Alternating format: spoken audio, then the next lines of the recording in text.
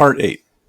This box is dated September of 2024, so this box is about 4 months after the box I opened previously. I have absolutely no idea what's in this box, even though it was sealed up actually kind of recently. I don't have any idea what to expect, so let's see what we get. Well, right here we have a whole bunch of KD wheels, and in my last video I talked about why I put them in Ziploc bags. That's why I put them in Ziploc bags. It's split open, and the bag caught everything. These are some O-scale detail parts. Now, you might wonder why in the world I would buy O-scale detail parts when I model HO scale. The fact is, a lot of these O-scale detail parts, like the lube cans and the nail kegs and the small 5-gallon wooden buckets, they can all be used in HO scale.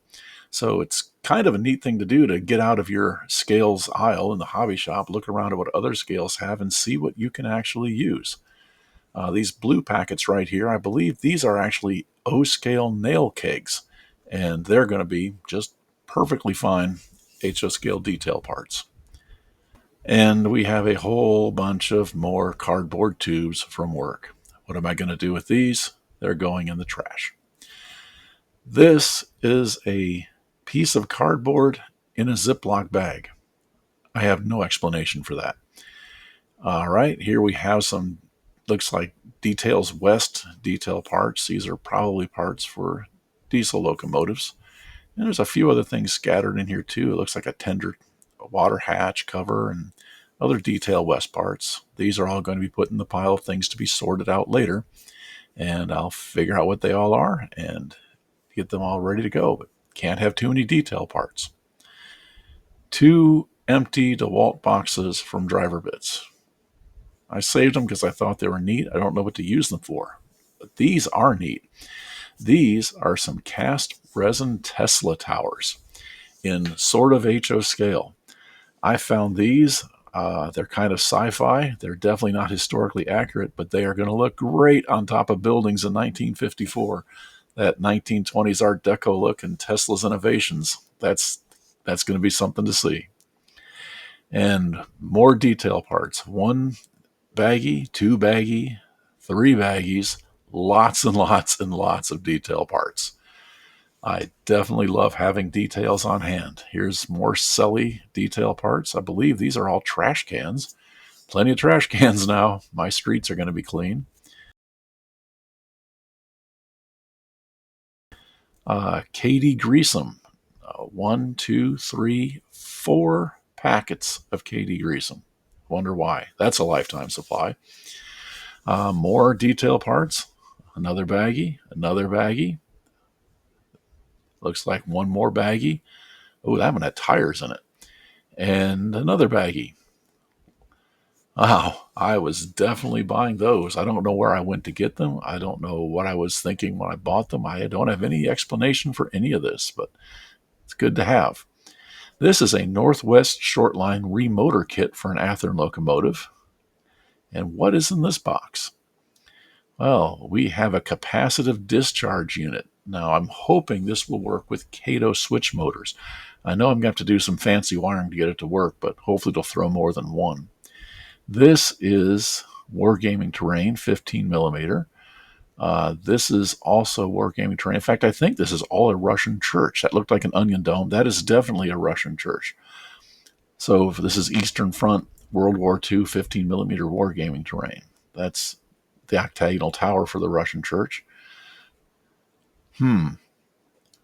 Wild West model shingles. I know what this is. This is great stuff. In the last video, I talked about how I don't like to use the rolled tar paper roofing. I like shingles instead.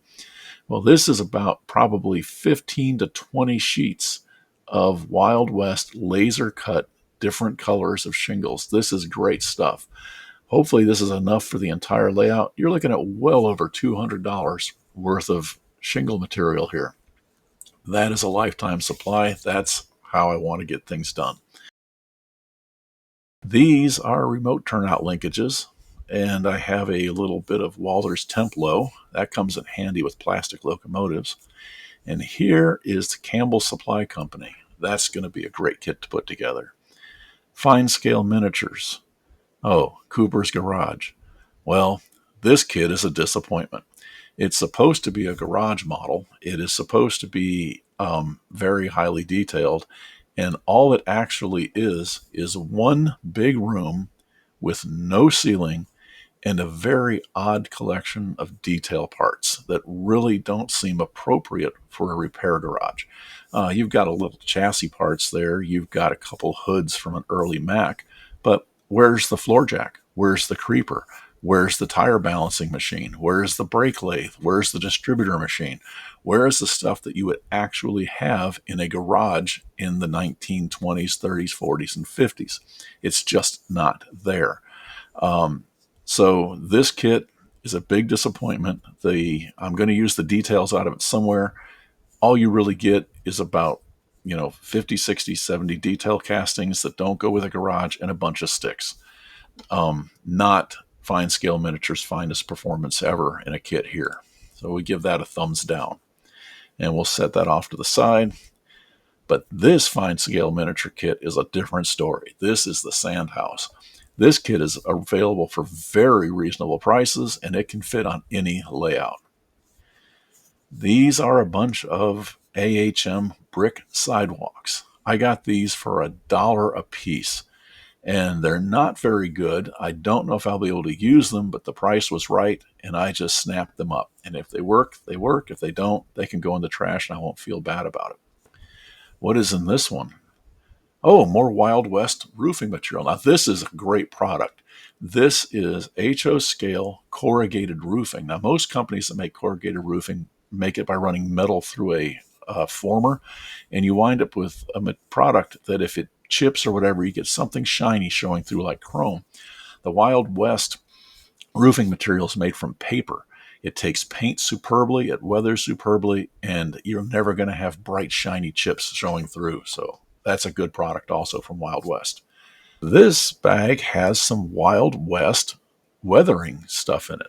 Wild West makes a very wide line of different bottles of different shades of browns and grays and whatnot for weathering wood.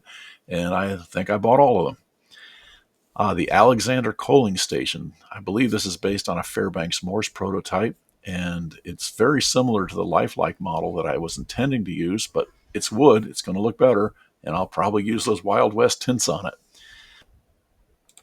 The BTS Signal Maintainers Storage Shed. This is an interesting kit. It's got a lot of laser cut components in it, but the main part of the kit is a roundhouse Harriman baggage car. And it builds together into something I think is going to look really neat. I hope it looks good. That was a good buy. Didn't need it, but I bought it. This is another bit of that 15 millimeter wargame terrain. These are two structures. I couldn't tell if they're Russian or not. They probably are. More fire escapes from Sheepscott and more shingle material. Looks like from Bar Mills. Always good to have that. I have a lot more fire escapes than I thought I did.